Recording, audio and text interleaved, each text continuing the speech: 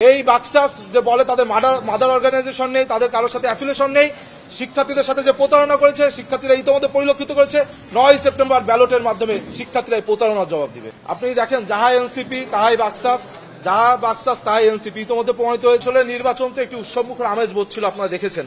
কিন্তু এই ইতিমধ্যে আপনারা দেখেছেন বিশ্ববিদ্যালয়ের বিভিন্ন প্রশাসনিক কর্মকর্তা বিভিন্ন সময় বেফাস মন্তব্য করেছে, বিভিন্ন সংখ্যা তৈরি করেছে। কিন্তু আমরা যারা প্রার্থী, আমাদের ভিতর যাদের প্রতিদ্বন্দ্বিতা আছে, আমরা কিন্তু কোনো সংখ্যা আজ পর্যন্ত তৈরি করিনি, সেটা আমাদের প্যানেল হোক অথবা অন্য কোনো প্যানেল হোক। কিন্তু আমরা বারংবার দেখছি বিশ্ববিদ্যালয় প্রশাসনের পক্ষ থেকে প্রশাসনিক কর্মকর্তাগণ বেফাস মন্তব্যের কারণে আমাদের নির্বাচন বিভিন্নভাবে ব্যাহত হচ্ছে, সংখ্যা দেখা দিচ্ছে এবং বিভিন্ন সিদ্ধান্তহীনতা এক এক সময় এক এক সিদ্ধান্ত নিচ্ছে, সেটি আবার পোস্টপোন করছে বা স্থগিত করছে।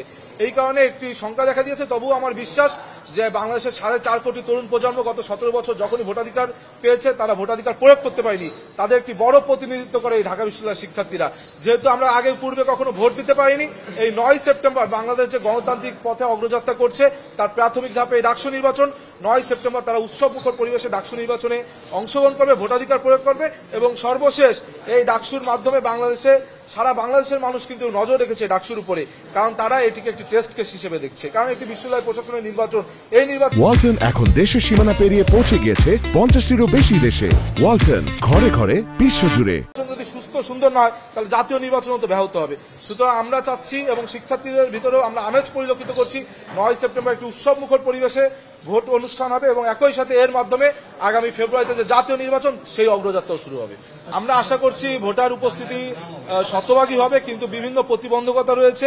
এবং দেখুন, আপনার জাতীয় নির্বাচনও তো শতভাগ উপস্থিতি থাকে না, একটা মানুষ অসুস্থ থাকতে পারে, বিভিন্ন কাজ থাকতে পারে। কিন্তু আমরা প্রত্যাশা করছি যেহেতু শিক্ষার্থীরা দীর্ঘদিন ভোট দেয় না, সিংহভাগ শিক্ষার্থী এখানে উপস্থিত থাকবে।